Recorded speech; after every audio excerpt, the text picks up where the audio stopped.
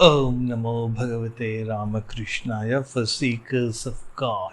Spiritual Talks of Mahapurush Swami Shivananda Ji, Chapter 104, page number 291, episode 248. Belur Mutt, 1932. The man of realization is never disturbed by desires.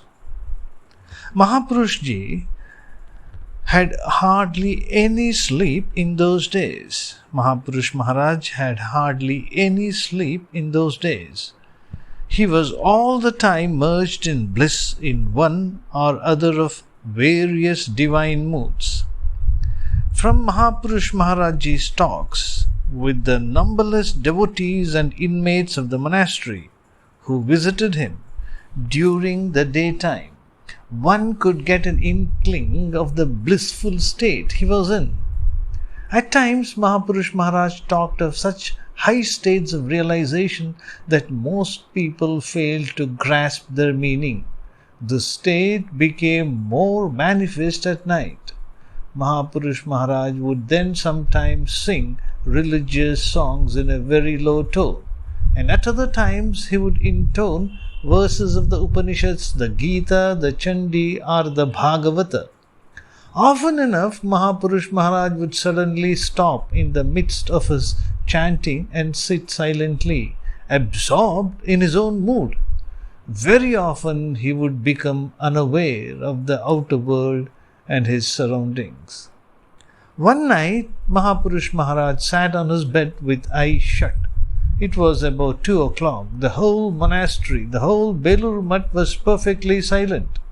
After long meditation in this way, Mahapurush Maharaj intoned softly from the Gita 2 verses beginning with Apuryamanam Achalapratishtham, etc. Then Mahapurush Ji asked the attendant there, "Do you know the meaning of these?"